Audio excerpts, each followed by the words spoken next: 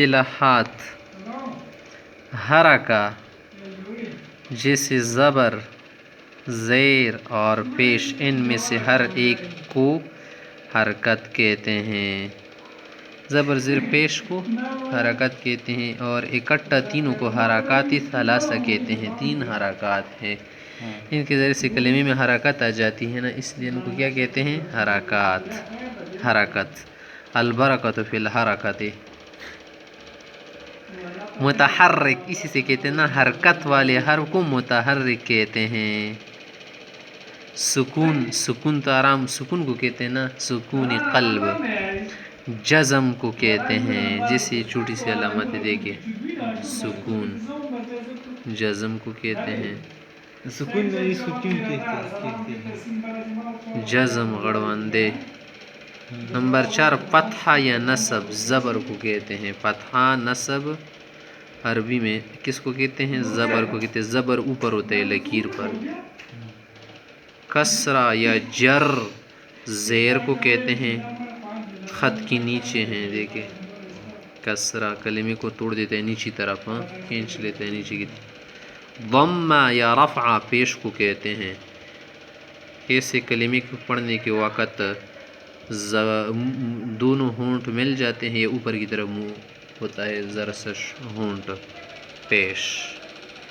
تنوین، دو زبر، دو زیر، دو پیش، ان میں سے ہر ایک کو تنوین کہتے ہیں۔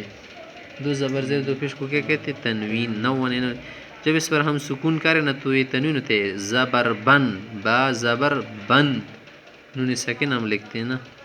نون التنوین کیا معنی؟ دو زبر، دو زیر یا دو پیش کے تلفظ میں جو نون کی آواز پیدا ہوتی ہے اسے کہتے ہیں نونی تنوین، نون ساکن ہے نا، جیسے ان، دیکھیے آپ پر ان پر دو زبر ہے نا، لیکن لکھنے میں یوں ہوگا ان، ان، ان۔ مفتوح، وہ حرف جس پر زبر ہو، جس پر فتحہ ہو، جیسے کاتفن میں کاف پر کیا ہے؟ زبر ہے، تے لفظ کاف حرف کیا ہے؟ مفتوح ہے۔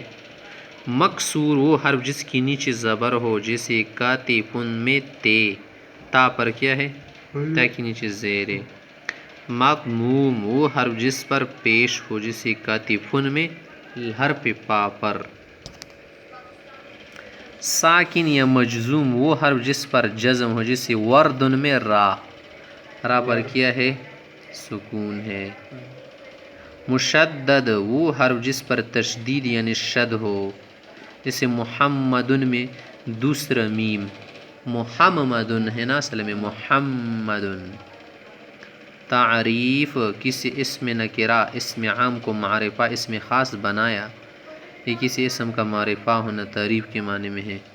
تعریف معنی معلوم چیز نا، واضح شدہ چیز، اسم خاص، خاص نام، ہاں۔ تنکیر، کسی اسم کو نکرہ بنانے، کسی اسم کا نکرہ ہونا۔ تنکیر معنی کسی اسم کو آپ عام بنا دے، سب کو شامل ہو، خاص نہ ہو، کسی کے ساتھ نام وغیرہ نہ ہو، ضمیر نہ ہو، اشارہ وغیرہ نہ ہو۔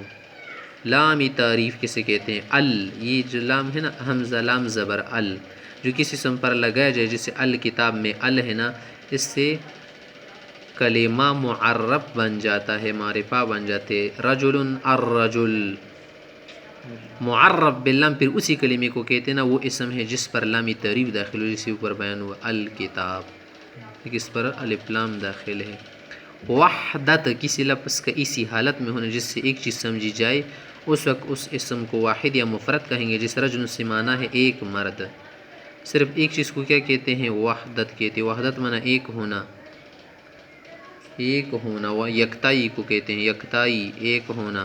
واحد ہو جانا، مفرد جو دو اور دو سے زیادہ نہ ہونا، صرف ایک ہونا۔